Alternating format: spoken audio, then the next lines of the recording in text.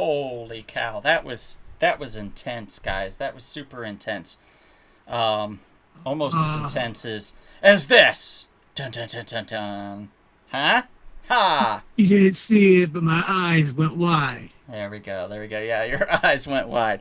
Guys, thank you for popping in. Haha, get it? We are Rumble Pop Live. Thank you so much. I'm going to let Kevin do some introductions while I do some stuff in the background. Kevin, take it away.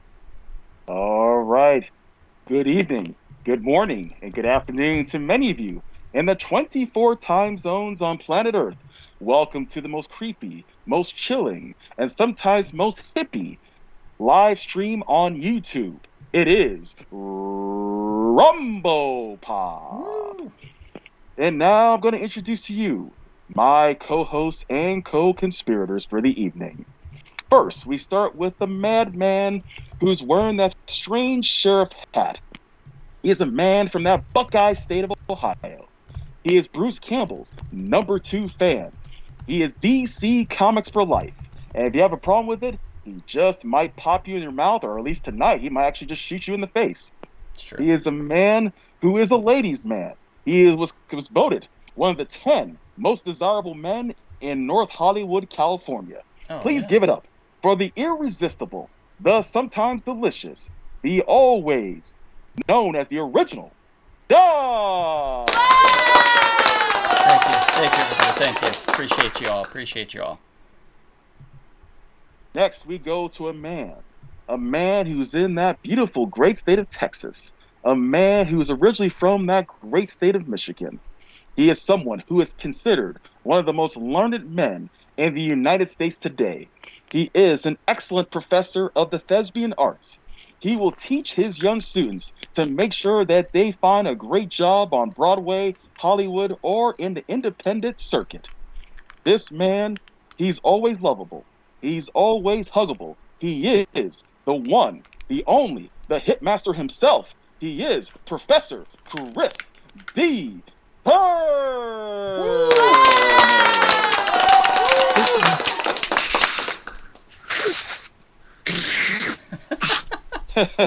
Oh God! Yes, Wow. he is smoking the good stuff right now. I don't think he's smoking anything. I don't think. Oh, that sounded. That was a sounded snort, like, Kevin. I'm pretty sure that was a snort. No. Nothing Well, on if my beard, anything, right? if anything, Professor Turner snorts knowledge and then spreads it out to the young people everywhere. That's what he Oh, does. that's even That's worse. what they all It was say. it was crushed up sweet This is tarts. terrible. This is Oh. terrible. All right, who's next? Who's next? Next, we go to a man who grew up in that beautiful region of Southern California, the Santa Clarita area. He is a man who is a master hip-hop artist, a man who spits beats, a man who mixes rhymes. Boots and He cats and cats is and a boots. man who understands the power of video gaming. Yes, he does. He is Osiris Reed on YouTube. This man, he's a man that ladies also love. He's a Mandalorian. Oh, well, yes. He's a man who has so much love to give. This is a love that ladies certainly can never get enough of. Okay. Please, ladies and gentlemen, give it up for the one, the only, Big Sal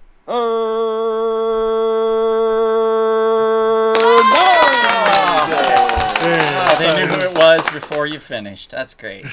And who are you?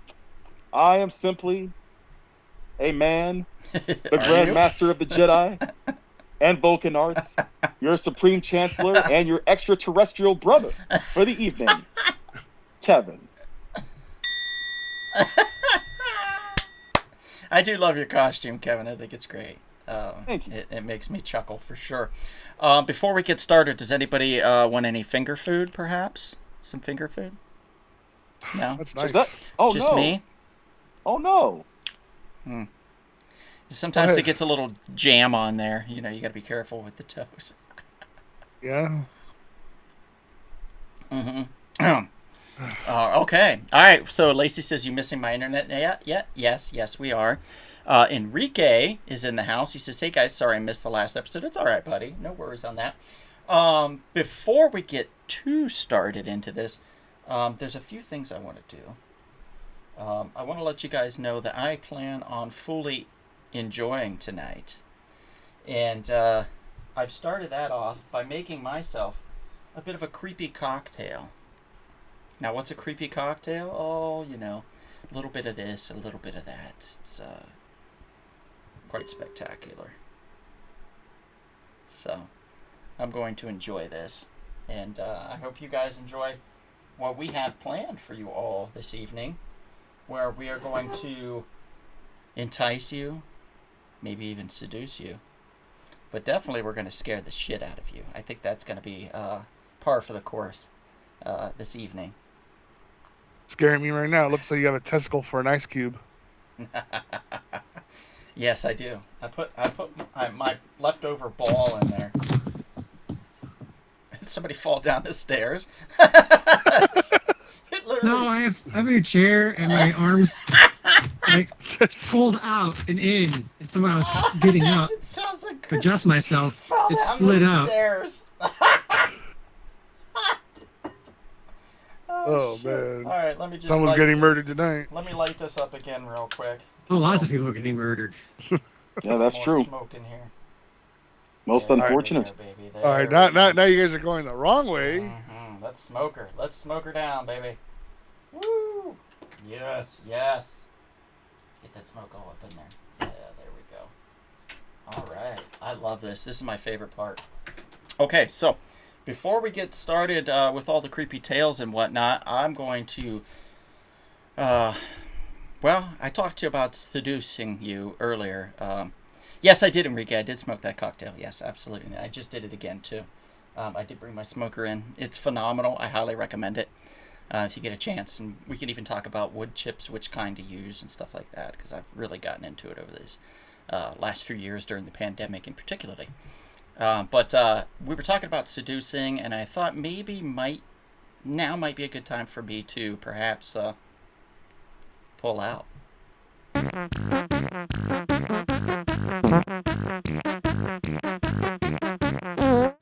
Hey, all right. So we have one of my favorite segments, pulling out, where I pull out different comic books and talk about them. Always a fun time, and this week is no exception.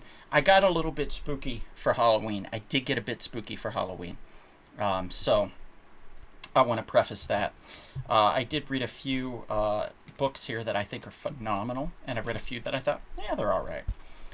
One of my favorite ones was Kill More from IDW. I believe it came out about 2 weeks ago. And if you get a chance to read this, it's about a town, basically kind of like Detroit a few years ago. Probably Detroit, I would say, in the 80s, kind of crime-riddled. Nobody wanted to be there. Kind of a shithole, right? No offense to Detroit, but, you know, that's what It's a people... shithole. That's what people had in their head, anyway. And Kill More is about a Detroit-esque town from that era, but set in the future, and it's riddled with serial killers. And we get introduced with all these serial killers and the nasty little things they do, and the police force that's kind of feeling a bit overwhelmed and overrun, trying to figure out how to do their job in a city where anybody can die at any moment and no one's really protected. So it's an interesting concept. It's by IDW, who's been absolutely crushing it lately with their independent comics. They had to get rid of a lot of their properties, Transformers being one of them, because monetarily speaking, they couldn't afford the licensing. They were suffering. So they've abandoned shipping a lot of their licensed properties, and I think it's all for the better, because a lot of their independent stuff, whoever's doing this, finding these guys, these writers, these artists, they're doing a phenomenal job. So I highly recommend Kill More if you get a chance. Another one. What is it where, like, animals can talk? Is that anamorphic? Anthropomorphic. Anthropomorphic, yeah. Okay, so imagine anthropomorphic Dexter. And you have the story of Beneath the Trees Where Nobody Sees.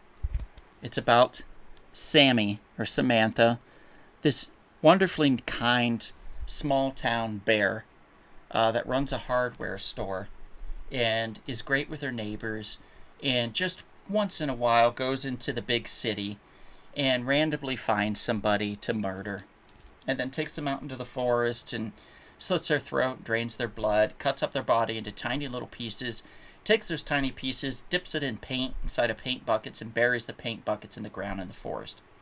Everything's going swimmingly for Samantha in her life until the town parade, where they unveil the big sail on the ship of the float.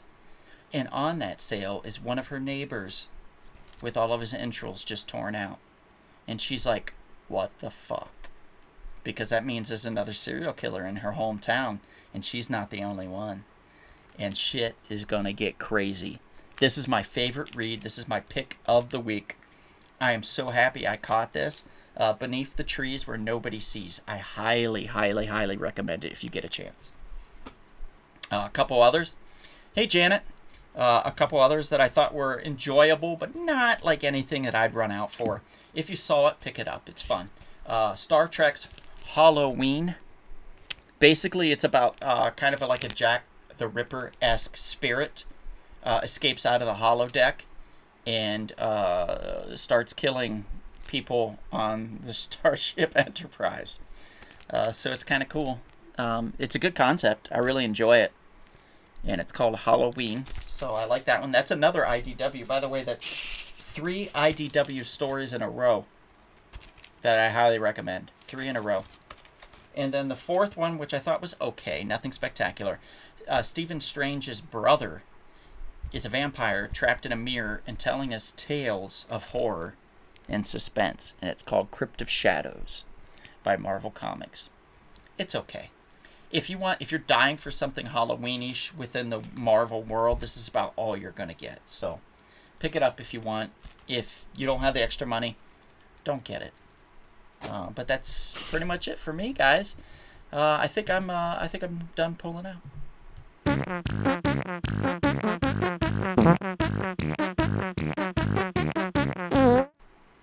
Yay!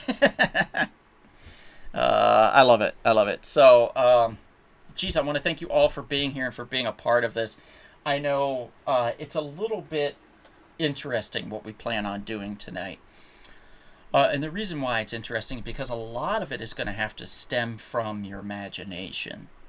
We'll have a few pictures to kind of guide you along the way, but we're going to be telling you these stories from our imaginations, from our minds, or from past stories that we've heard about and that we want to share.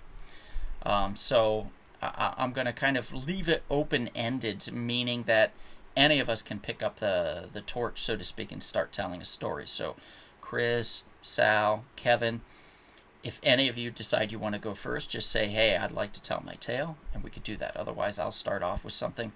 And also, anybody in the chat, if you have a story to tell, please feel free to say, I have something, and kind of start typing it out. And when we're ready, you can just punch it in, and we'll read it out loud. Of course, for you guys in the chat, you might want to make it a little quicker because you have to type it out, and but I'll read it. I'll read everything you put. Oh, Sammy says, oh, thank God I missed the pulling out.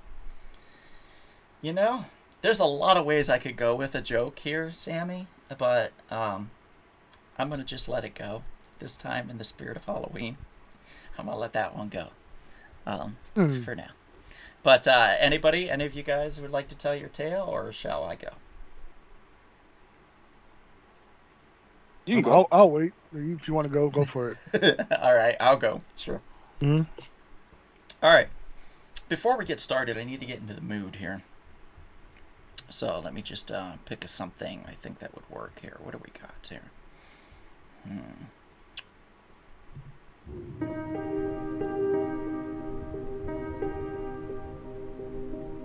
Okay. Can everybody hear me?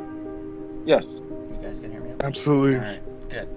Just want to lay the foundation for the music. Maybe make it a little creepier in here for you. And perhaps have my creepy cocktail ready. That's right. Time to tell a tale. This is the story of my friend Dave. Dave, if you're watching, this is to you, sir. A little while ago, me, Dave, and my buddy Brock, and Jennifer all decided to go to Mansfield Reformatory. Now, has anybody heard of Mansfield Reformatory before? No. Let me pull up a picture of Mansfield Reformatory so you guys can kind of get the lay of the land on this one. Now, Mansfield Reformatory, they did the film Shawshank Redemption there. So it was kind of a big deal, Mansfield Reformatory. Not a nice place. A lot of people died there. A lot of people did not survive Mansfield Reformatory. And Mansfield Reformatory, let me show you. Here's the front of the reformatory and what it looks like. It looks beautiful, right? In this photo, it's designed to look that way. And you think it looks grand, you know, it looks wonderful on the outside. And what we didn't know at the time, and what a lot of people didn't know at the time, was there was a lot of mistreatment of the prisoners in there. There was a lot of murders, not just from other cellmates, but from the prison staff themselves. Now, the exact details aren't often well known, but a few stories did get out, and one of them was that they were dumping bodies in a nearby cemetery, unmarked graves, and would just bury them underneath other people and rebury them. So anybody that was freshly buried, they would re-exhume the body, take that up, and put the body of somebody that's done wrong to them underneath there. And here's a picture of the inside of the reformatory, as you can see today. Not the nicest looking place, is it? Not some place you would want to be imprisoned, and certainly not some place that you would want to die inside of. So, kind of a creepy, nasty place. And it's scary, you know? So, flash forward a little bit, and, we go to the cemetery where these bodies were buried, supposedly buried, according to the story. Now, whether that story was true or not, we don't really know 100%. But what we do know is this cemetery and the reformatory are haunted as fuck. How is that? Music's too loud. Well, turn it down, Mom. Turn down the music a little bit. I can't control the volume, but you can.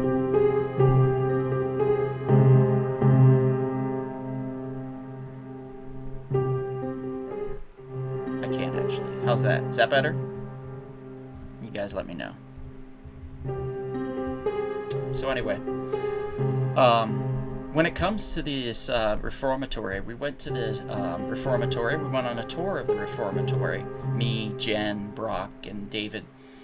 And there was a lot. We took some thermometers and things. We were there for the spirits. And there were some cold spikes and stuff, particularly in the basement, where a lot of the isolation chambers, so to speak, the single cells for those not doing well, were put. And that is where there was a lot of mischief and things gone wrong. And I think it was basically to make space, because eventually they closed the reformatory down, not only because of the name of it being so dreadfully evil, but because it was haunted and because people were seeing spirits and they were experiencing things. And then they would say something and then they would disappear.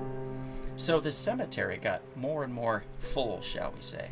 And unbeknownst to us, we visited it in the daytime. So me, David, Jen, and Brock went to the cemetery haphazardly in the late afternoon, middle of the day, nice sunny weather.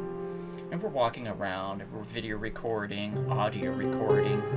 Dave has the audio recorder with him. I have the video recorder. And Brock and Jen are off in their separate places, walking around, looking, trying to discover. I'm about, I would say, 50 yards out, maybe a little less. And I see David bent down on one knee doing this. And I'm like, what the hell's he doing? So I get the recorder, and I set the recorder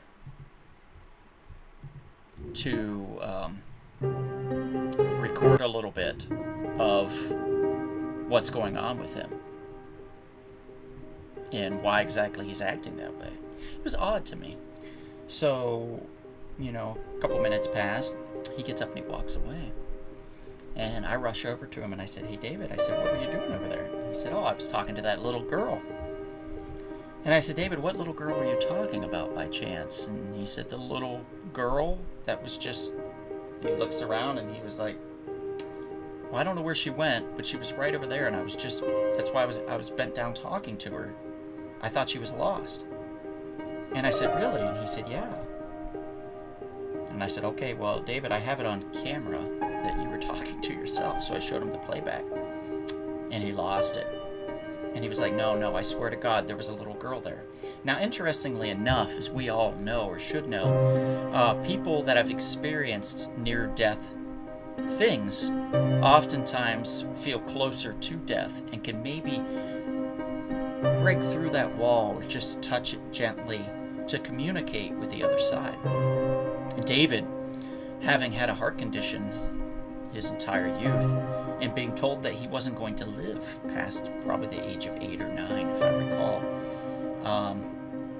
has experienced multiple near-death scenarios and had therefore become more attuned to the dead. And it was at that point that we realized that perhaps maybe David indeed did speak to somebody from the other side. So we gathered back at the hotel that evening, everybody with a nice glass of wine and our spirits light and happy that we were able to do what we were doing, and we were communing amongst friends. Decided to play back the tape. And in that audio recording, we can hear David, and we can hear birds and the sunshine, and we can hear the tweets from the birds, and we can hear David going, "It's okay. Are you okay? It's fine. You can speak. It's okay. Do you need anything?" And we heard this. No idea. Okay, let's slow it down. Had no idea. Played it backwards. Nothing. Played it forward again. Back, forward, back, and back. High speed, low speed, any way we could think of. Did this about 15 times. Probably around the 20th time we play it again. And it hits every single one of us all at the same time. And I turned and I pointed to Jen and I said, "Did you hear it?" And she's got tears in her eyes and she said, "Yes, I heard it." And I turned to Brock, and Brock is openly sobbing, just bawling, because we had all indeed simultaneously heard the same thing. We heard the voice of a little girl say, "Help me, get me out of this place. I don't like it here." And still to this day, I have that recording, and anybody that wants to hear it, I'd be happy to play it for you if you come over on some dark evening, and perhaps when it's storming and the stars are right and aligned. But it's real. It happened. And that's our Mansfield story. Damn. Yeah. A little intense, right? Let's bring these lights up here. I didn't mean to scare everybody too much. I hope that was good enough. I hope I told the story and gave it justice. It wasn't that much longer after that Jen passed away. Jen was also very in tune with the spirits, having spoken to a spirit as a child. But that is a story for a later time, and I will save it if we have time at the end. But anybody in the chat have anything they want to say? Questions about that story? Or do they have a story similar or have spoken to a childlike spirit in the past? Please feel free. This is a safe space tonight. Tonight only. This is a safe space here at Rumble Pop Live, where we are telling ghost stories.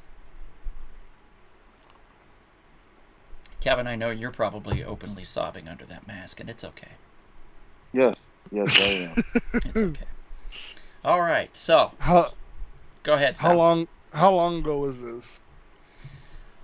Oh, that's a good question. I moved out here in 2005, so it was probably a good 4 years before, probably about 2000, I would say Uh, year 2000, somewhere around there. 99, Okay. 2000. Oh, by the way, my mom and dad are here. Everybody say hello to my mom and dad. Hello, Mom and Dad. Hi, mom, Mom and dad. Pop. I hope the music is much better for you, that I was able to get that volume down a little bit for you. So you can turn your volume back up if you want, if you can't hear me, because the music that I'm using will be corrected for you at the correct volume, so to speak. And I'm auto doing that now while I talk, so we won't have an issue later. You learn something new every day, you know. Okay. Okay, who would like to tell a story of despair, or a story of ghouls and goblins and creepy, fun things that go bump in the night? I'm curious about Professor Uh, Turner's story. I got a story. It was a kind of like a urban legend in Michigan, where everyone said this was the most haunted place in the entire state of Michigan. It's in like West Michigan. It's near Rockford, Michigan, and basically it takes place while like turn of the century-ish type, 20th century, and basically there was a metal footbridge that was there, and that's where all of this takes place. I think you get some picture. Bringing it up. Okay. It's a pretty creepy bridge. It's like I don't even know what the bridge is for. It's like it barely hold one person on it. It's like the most dangerous bridge I've ever seen in my entire life. It's latticed, like, and it looks to be repurposed from something else. Anyway, and there's like no footpaths or anything, so it's just in the middle of the woods. It's just a random bridge, but that's not really the important story. Anyway, so basically what happened was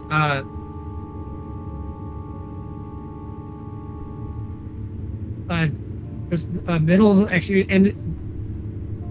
end 19th century is when it happened, actually. There's no concrete dates. It always changes. What happened was, in this city, a bunch of kids started going missing. Nobody could figure out where they were going. They've been doing all these searches for the kids. They couldn't find them. So one day, they decided, when enough kids started going missing, they decided they were going to go into the woods and do like a huge, major search party. Like the entire town was going to go and search for these kids. And but they had a problem, is they couldn't find, like, well, if we're all going into these woods to watch these kids, who's going to watch our kids? And so this kindly old man named Elias Frisk, he's like, oh, well, you know, a teacher, I can watch the kids for you. And they were like, oh, okay, you know, yeah, he's a teacher, he's trustworthy enough. So basically he took the kids, and they all went to the woods, and he tied all the kids together with a rope so they wouldn't get lost as they were going through the woods. And they got to this bridge. And when they got to this bridge, all these kids started like throwing up because it smelled so bad. Like, why does it smell so bad? And he gleefully started maniacally laughing, and he like started pulling up all these piles of leaves and stuff, and you were seeing all these decaying dead children's bodies. The kids started freaking out. So then he went ahead and started killing the kids one at a time. He would untie a kid, slash him, drop their body in the water off the bridge. Go back, and the next one, same thing. Slash their throats, throw their bodies in the water. There was like 12 or 13 kids there. Anyway, so he took off after he killed all the kids. The parents came back, because that's where he said they were going to be, and they found all the kids' bodies floating in the river. And they're like, what the hell is going on? So they found his tracks, and they followed his tracks not too far, and they caught him. They took the rope that he was using to tie the kids up with. He still had it. And they, right there on the spot, tied him up with a rope and hung him from a tree.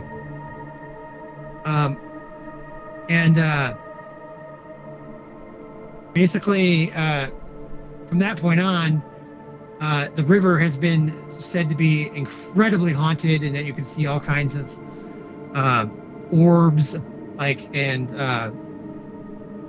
you can hear kids swimming, even if there's nobody in the water. Yeah.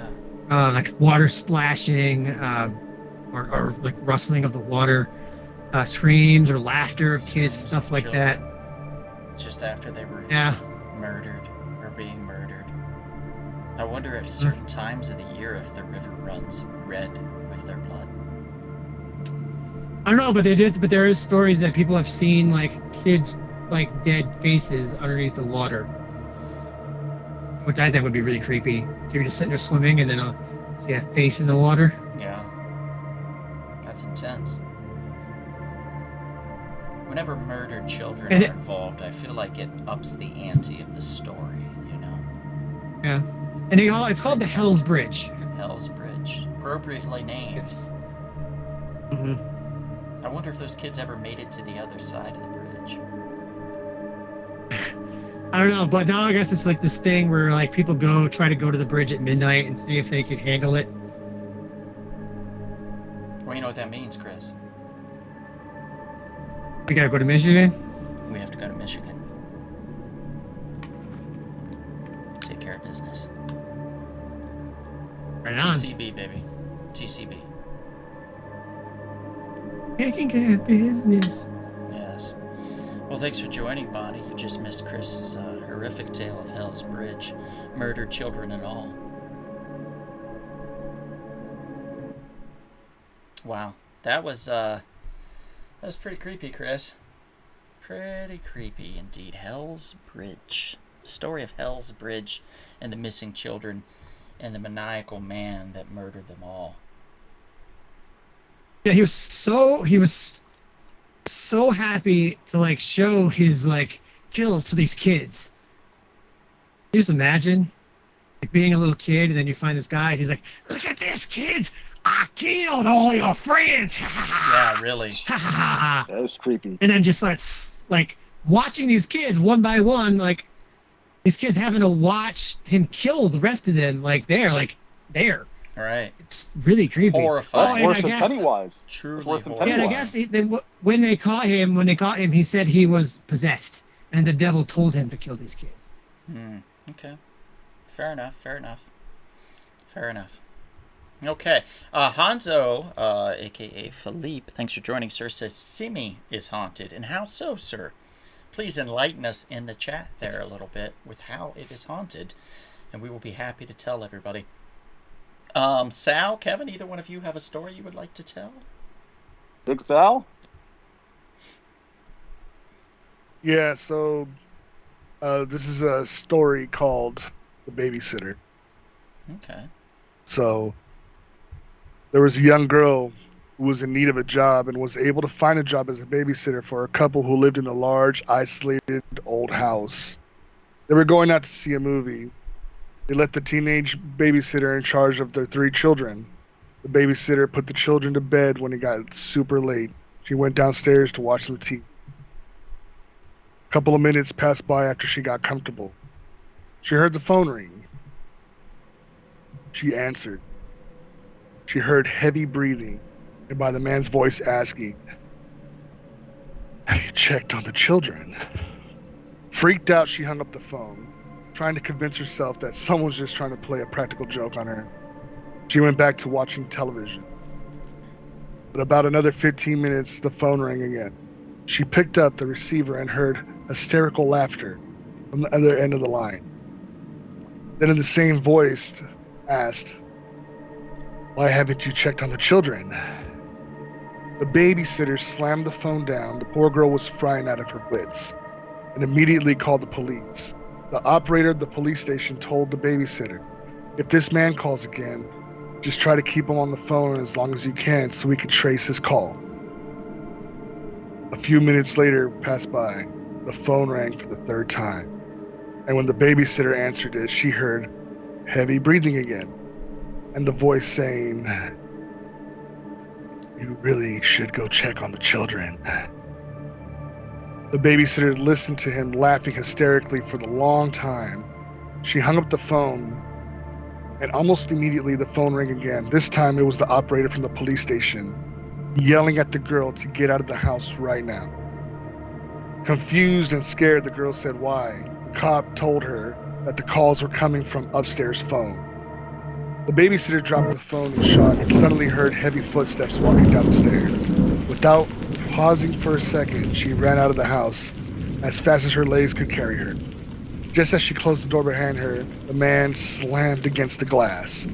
She screamed, ran so fast down the street that the police car that was pulling up was confused and asking if she was all right.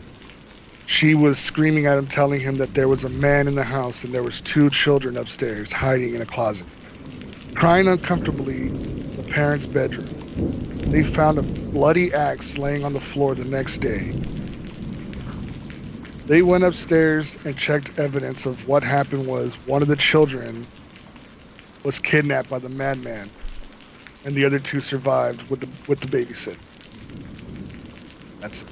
So, the guy was calling from inside the house, taunting Yeah. her and requesting that she would check on the children, but she did not. Nope.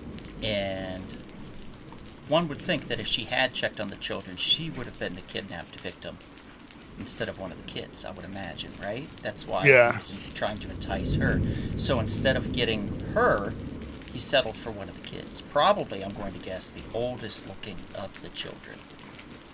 That's the thing of the story. They didn't say if it was the oldest, the youngest, or the middle. Which, But it was the oldest and the most feminine looking one, I would imagine. That would make sense if he was going after the babysitter originally. Well, who said the babysitter was a female?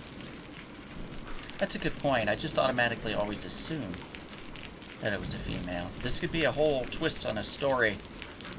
well, so we only know that she is a female because in the story it says she has been receiving calls. Okay, there we go. See, Chris, I knew all along. Well, how do we know the kidnapper wasn't also a female? Yeah, but does that matter? Because she said that it was Well- heavy breathing, and the man said. Gotcha. I'm here's- just playing devil's advocate. Doing a great job.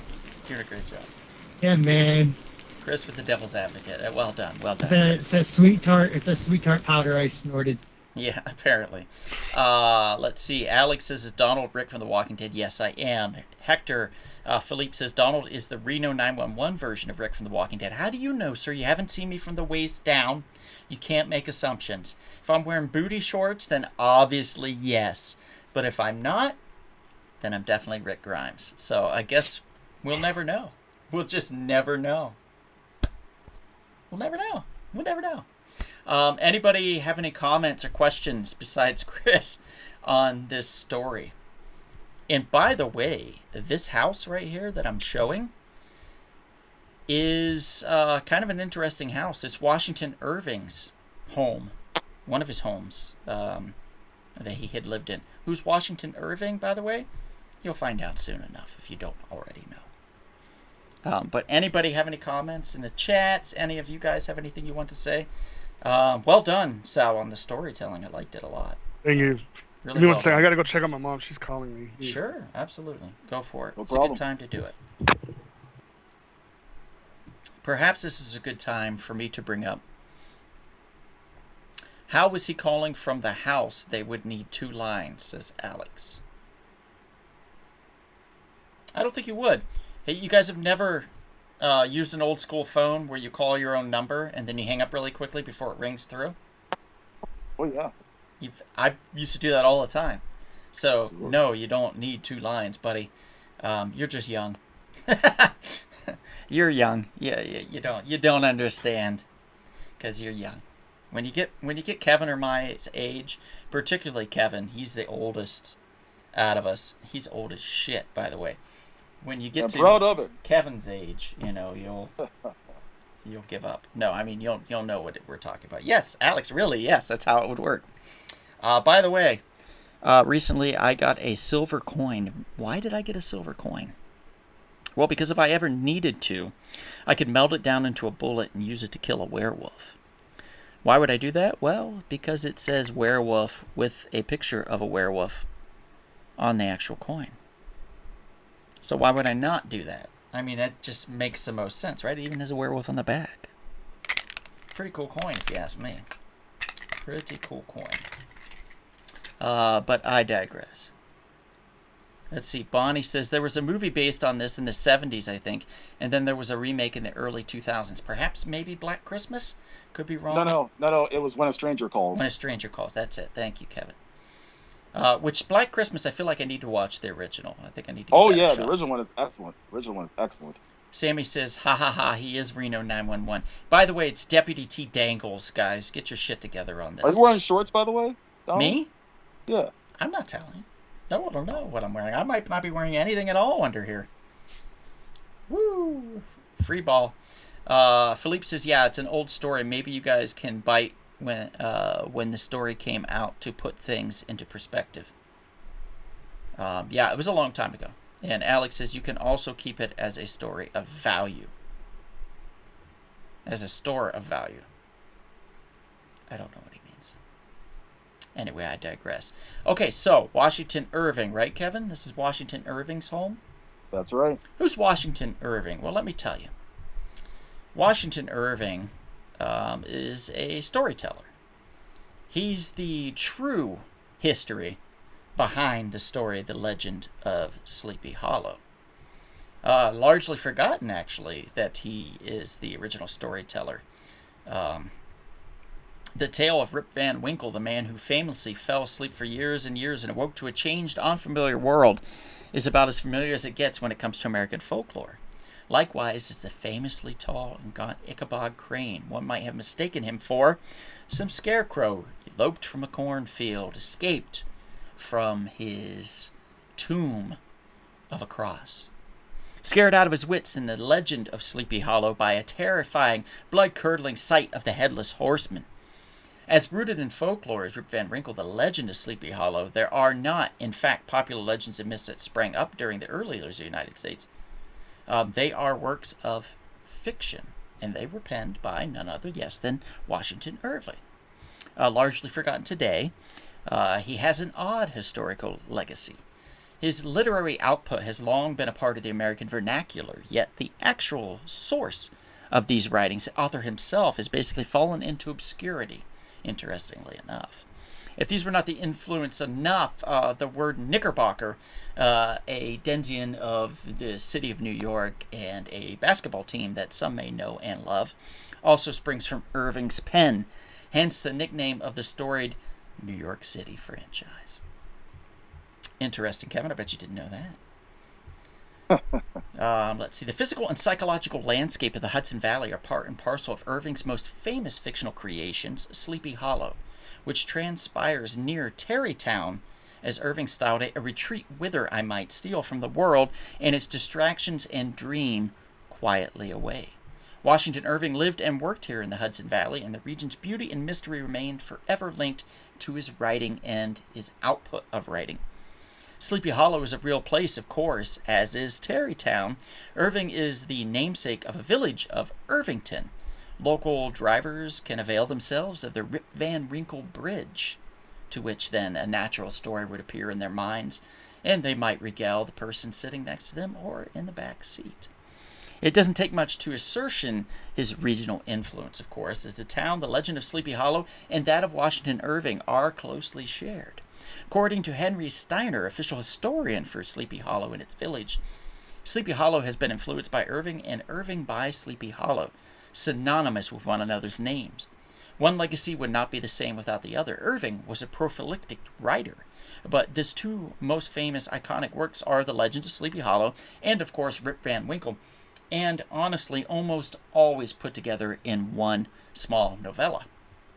I don't know about you guys, Chris, Kevin, Sal, having gone to one of those book fairs back in school, in being taken to the bookmobile, perhaps you would run across a volume of that by Scholastic or some other company with some new cover of a creepy headless man riding a black stallion running forth through a field of corn, or perhaps near a bridge, throwing his famous pumpkin head at you.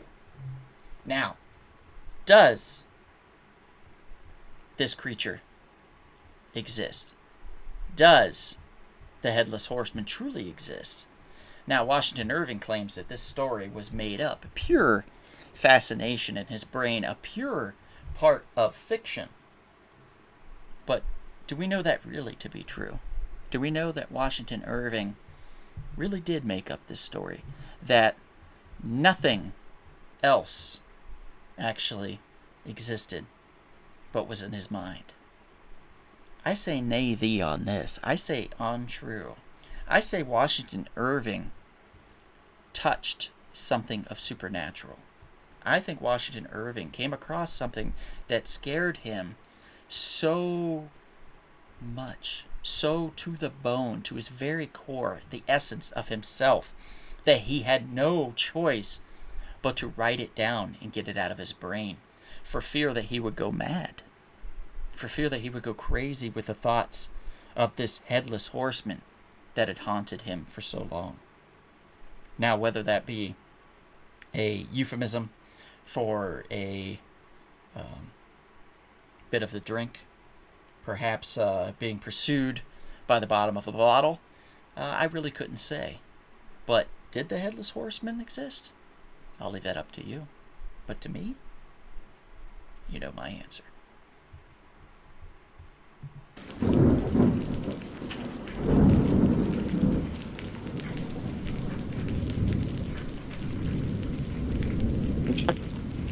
Classic story. By the way, Alex, I do plan on going full Donald at some point, so full Donald will be happening at some point this evening. I just feel it in my bones. I do. Kevin, I feel like you're the last one to tell us a story here, so why don't you go ahead, sir? Okay. This will be the story of an interesting, lovely lady. This story is about a young man named Jerry. Jerry grew up in Chicago. He grew up a big fan of the Cubs and the Bears, a strapping young man who had a long, big future ahead. He attended Northwestern University, where he was studying engineering, just outside a half an hour outside Chicago. And Jerry, just like any young man, likes to have a good time on weekends. Enjoys a good time on weekends, especially after a hard week's study.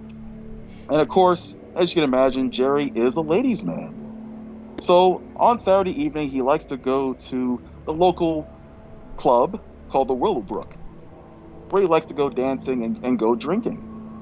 So one particular Saturday evening, Jerry goes out doing his usual lady hunting, and he notices this very lovely, beautiful young woman dressed in this very gorgeous champagne-colored dress.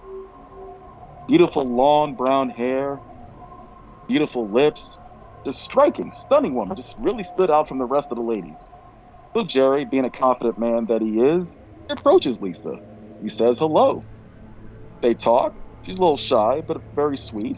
He said, "Hey, would you like to have a dance with me? Get on the dance floor and dance?" He said, "Sure." So they're having a good time. They're dancing. But one thing about Lisa that was kind of interesting is that her skin was a little bit cool to the touch. But, it's okay, not too bad. So again, they're dancing for about 2 hours, and at a point he actually starts kissing her. And again, he notices, wow, your lips are pretty cold. Lips Why like is that? ice. Yeah, kind of like ice, but not quite. So, as the end of the night is coming, and he sells his bar tab, he says, "Hey, Lisa, you want to go home? You want me to give you a ride home?" He's like, sure, I can give you a ride home. So, as he's driving her home, they're going down the road, and he's just asking her a few extra questions about her life. He's like, "Hey, tell me about your family." And she doesn't want to talk about it. Okay. Tell me about where you live. You go to school, just ask her basic questions. She doesn't want to talk about it. I'm like, oh, okay. So as they're driving down the road, they approach a cemetery. And as they approach the cemetery, Lisa asks Jerry to stop the car. Stop the car? Why do you want me to stop the car for? Can you just please stop the car? He's like, okay, I'll stop the car. So they're sitting there. He's trying to figure out what's going on here. What's with this girl? And Lisa's just sitting there silent, very, very quiet. And all of a sudden, she gets out the car, doesn't say goodbye, and just starts walking towards the cemetery. And then all of a sudden, as she gets towards the gate of the cemetery, she dematerializes, just simply evaporates, just like that. Freaks Jerry out. He couldn't believe what happened. So he drives back to the bar, and the bartender tells him, hey, you know who that was? Who was that? This Resurrection Lisa you encountered. Oh. So this is kind of a literal definition of a man literally getting ghosted by a woman. and that's my story. Nice. That's the original story of ghosting. That's where the terminology came to be. Ghosting, guys. Ghosting. Mm-hmm. Well done, sir. Well done. Thank you. Well done. We have a few comments that I would love to mention here if we got a moment. And if anybody has questions for Kevin, please feel free to shout those out in the chat. Philippe finally tells us a bit of his story about Simi. He said, had an ex that lived next to Sycamore Park in Simi. You can hear people playing baseball at about 3 a.m., but there is no one there. Supposedly you see people hanging out from the trees late at night. I wonder if there were some murdered children there, perhaps. Philippe. I wonder if those murdered children are there enjoying themselves, trying to finish that game they never got to finish before they were brutally stabbed by some psychopath on his way to a bar. Or from a bar. Or guy was so pissed off for getting ghosted. Yeah, or the guy got ghosted, and he was like, I feel like stabbing. And that he did. By the way, a few movie recommendations. If you've never seen The Ghost and Mr. Chicken with, what's his name? Jesus, why can't I remember his name now? It's not Don Rickles. It's, what's his name? Shoot, Mom, you'll know. But anyway, highly recommend if you ever get a chance to watch The Ghost and Mr. Chicken. It's an older film, probably from like 64, 65, maybe 67. It's phenomenal.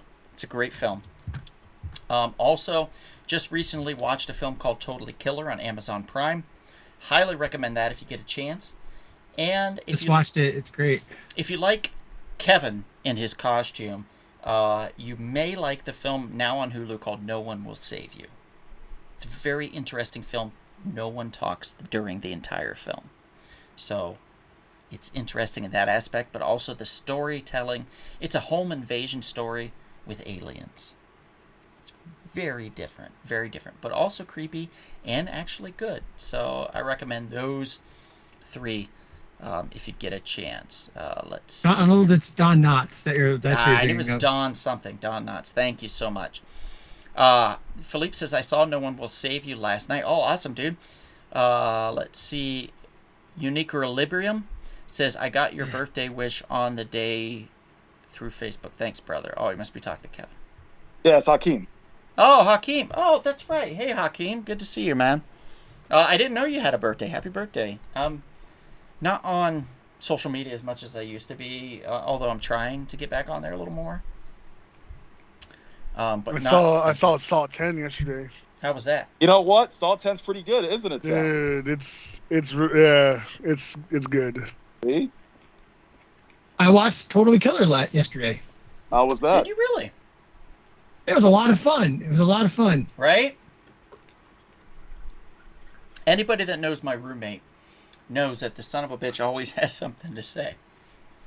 There's always a critique or comment of something he would do better. Because he's better. I don't know. There's always something. Even the commercials, he'll critique the commercials. But thankfully, there was no commercials. So this movie came on, and he absolutely loved it from beginning to end, which is rare. So I'm telling you now, if my roommate loves a film, it's usually going to be pretty good. If he has no critiques for it or anything, it's usually a pretty good film. So I highly recommend, if you get a chance to see Totally Killer on Amazon, I recommend that. And again, if you have yet to see The Ghost of Mr. Chicken, it's really, really good. Don Knotts is phenomenal. He knocks it out of the park. Such a fantastic actor. In fact, that's where you get the shaky gun in any film. It's Don Knotts doing the shaky gun. That man is chef's kiss, a professional at that. And if you want to see one of his last films, I believe it was Pleasantville. Pleasantville, he played the television guy, or the guy that worked on the radio or whatever it was, that kind of sucked the kids into the TV. Let's see. We can see we have Alex says, "No One Will Save You sounds cool. Did anyone ever read Nuff Said comics by Marvel? No dialogue too." No, I haven't read that. Philippe says, "I liked it, but I didn't notice no one talks. You are right. LOL." Yeah, nobody talks. Sammy says, "Ooh, I know this story. I think it was the one I think that Kevin was telling that she knows." So that's a great story. A great story. Lacey actually in the comments says I should mention Mothman, and she's right. I should mention the Mothman. The West Virginia Mothman. So real brief. Let me just really briefly mention, yes, Pleasantville. It's it's Mount Pleasant.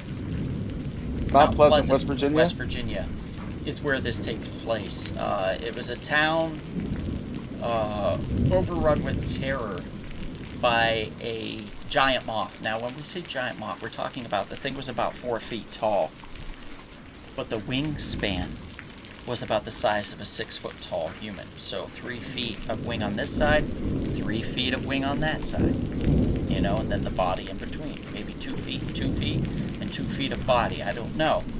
But it was about a 6 foot wingspan, and it was about 4 feet high. What's interesting about the Mothman is the fact that it never really hurt anybody. It prophesized. It would call you on the phone. It would use the lines to communicate. Now, how it used those lines, I'm not sure. Hakeem says Mothman is out here where I live these days.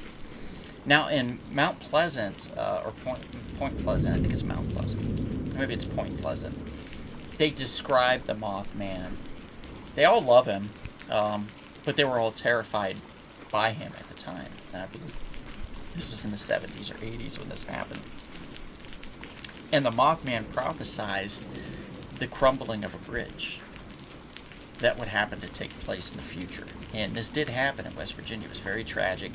Many people died, drowned to death, which is one of the worst ways to go, from what I'm told. You can go by burning to death or drowning to death.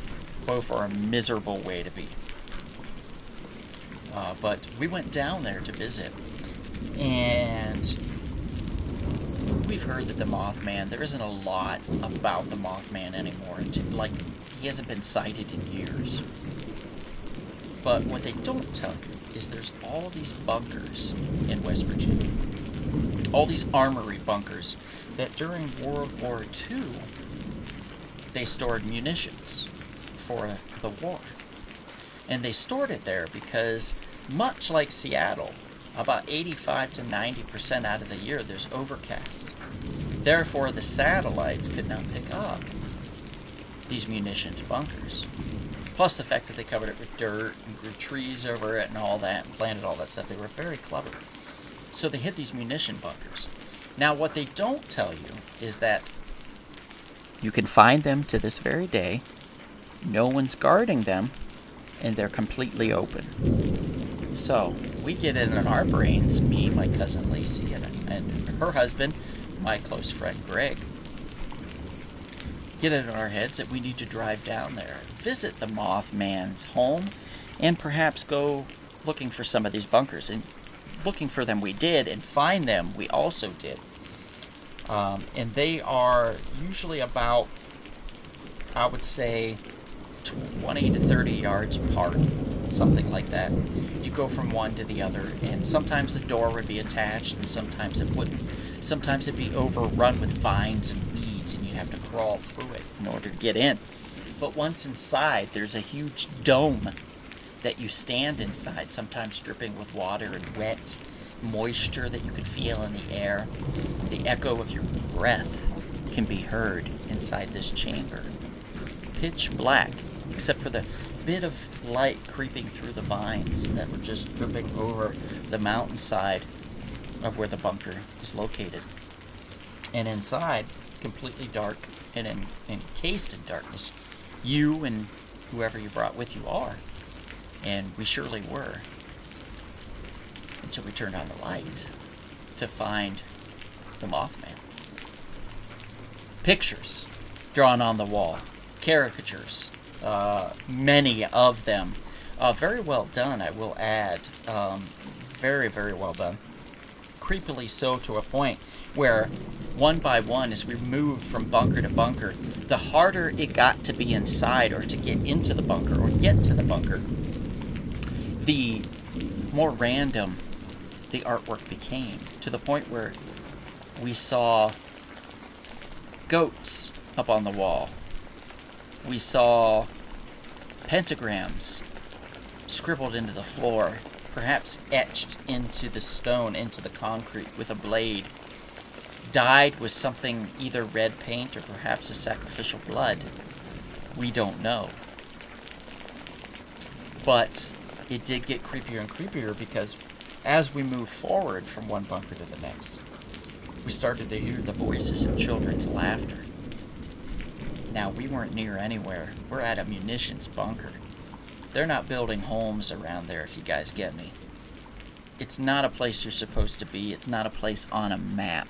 It's a place you find, and you find it through sheer luck and instinct. And luck and instinct we had in spades, thankfully. And we got there. And as we got to what would be our last bunker, there were many, many more, as it looped around to more sets of bunkers. The sounds of the children's laughter got louder and closer. And it started to creep us out a little bit, to the point where we came out, the sun was starting to set. You could hear the children's echo of their laughter surround you, to the point where we had no idea where these children were, if they were indeed children. What location, how close, it just seemed like they were right on top of us. Like you could almost feel their breath, you know? And it got to the point where we decided that we needed to leave. Or something of a supernatural presence could have been brought upon us. And I don't think that we were prepared for that at the time, because we were just there for a jaunty little hike to find these munitions bunkers, unknowingly knowing that the Mothman was somehow tied to this, and these eerie sounds of these creepy children could be echoed through this field-like canyon down through into the bunkers and into our ears. So I say to you, anyone that feels the need to go to West Virginia and to Point Pleasant to seek out the Mothman, that you do so with friends, you do so with plenty of light, and you bring a lot of luck with you, because you're going to need it.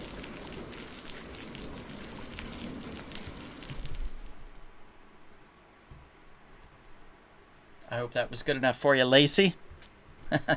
I tried to tell the story as it was witnessed by both of us. And Lacey is in the chat, or at least she was. Let's see. Mothman is out here. Okay. Alex says Mothman would be screwed if it had a rotary phone. Yeah, you know, it was around the time of the rotary phone, buddy. I don't think he used it to dial. I think he could just dial in the antennas. Alex says, crud, I got to get back to work, but fun show. Bye, everyone. Goodbye, Alex. Thanks for popping in. Lacey says, we got to go back. I wanted to go back when I was there. I was already. I think you guys were secretly a little scared, or at least I think Greg was a little scared to go back. Could be wrong, but perhaps he was.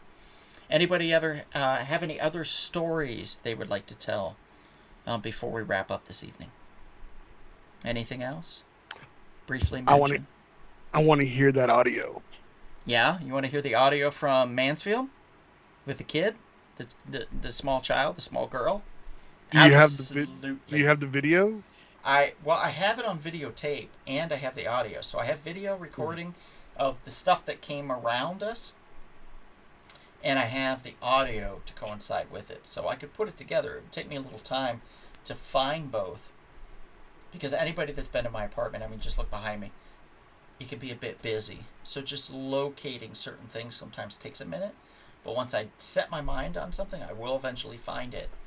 And then I can get you that information. I think the audio is up here, and I think the video is over there in a box up in my closet. It's on High 8 film, which I was trying to convert over into digital, which is kind of a bitch, if you ask me. It's kind of a bitch. Yeah.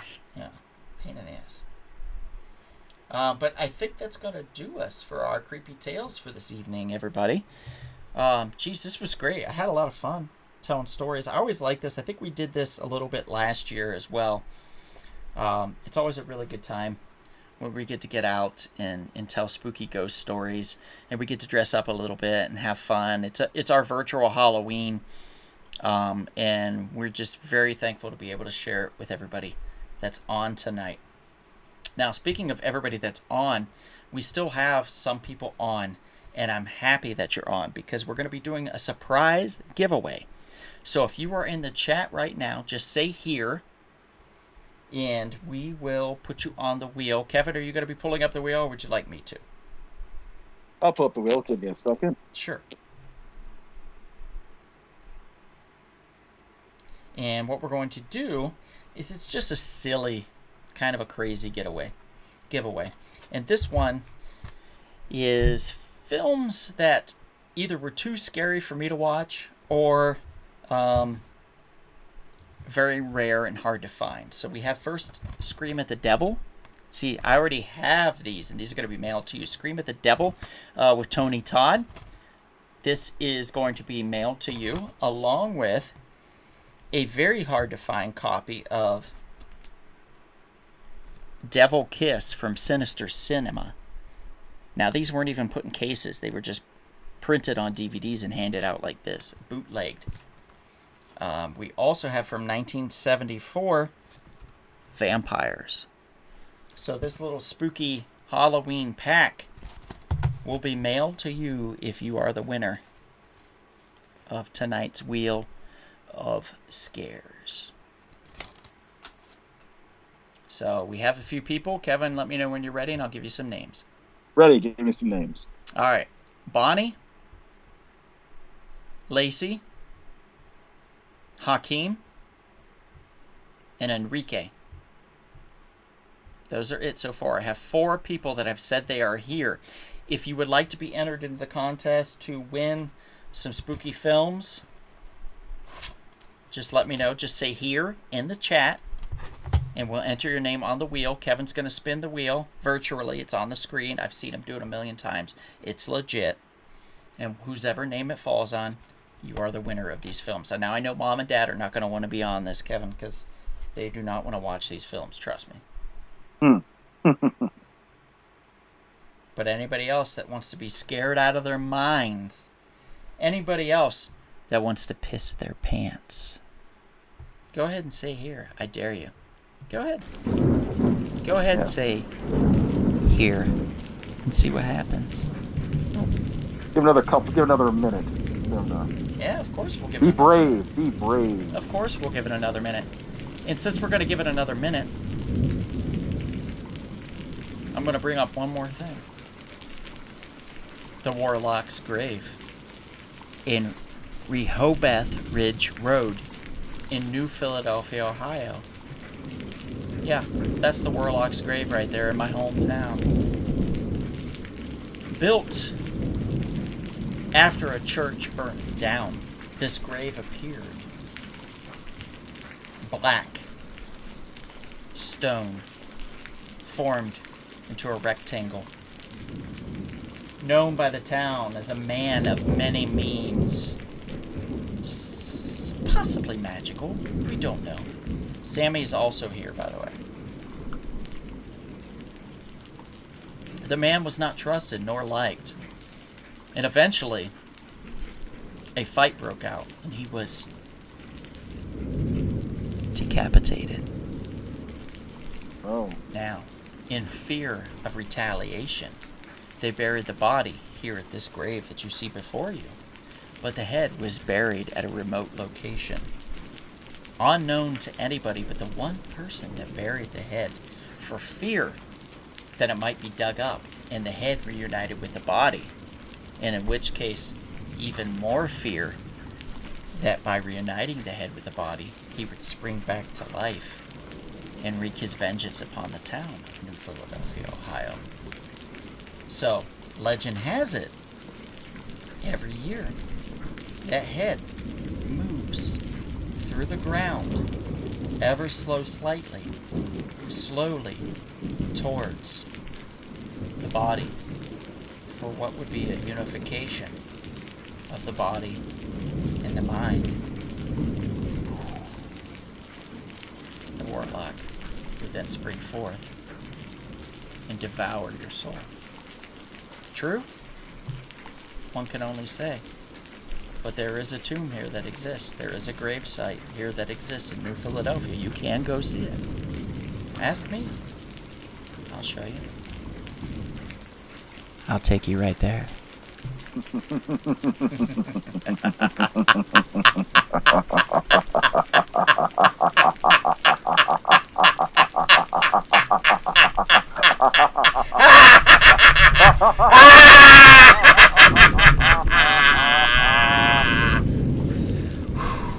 Okay, I'm fine. Everything's fine.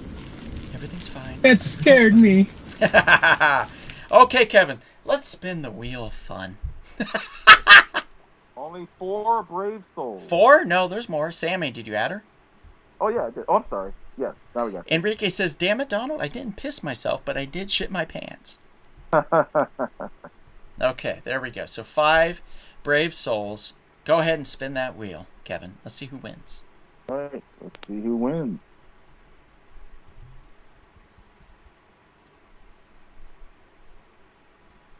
Oh, man, I'm so nervous. I'm so nervous. I feel like we need some music. How about some tiki bar music? All right, I'll send you the winner. Okay.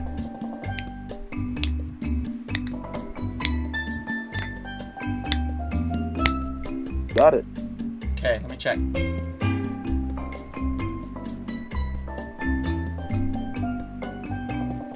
Hang on. There we go. Hey! Yeah! It's a party in here! Woo! Let's go. Yeah! Oh, shit. What are the odds? Jeez. Hakeem wins. First timer. First time win. He hasn't been on in forever. He pops in and he wins. Hakeem, you win the horror pack, dude. So go ahead, hit me up on Instagram, Facebook, however. Send me your name, your address, all that fun stuff. I'll ship this out to you in a nice little package. And I hope you enjoy some nice horror goodness. It could be awful. I'm not gonna be wrong with. I'm not gonna lie to you. Or it could be actually pretty cool. I don't know. I literally was too scared to watch any of these films. Legit, I'm a sissy when it comes to this shit. So, I hope you enjoy, sir. Thank you, everybody, so much for being a part of tonight.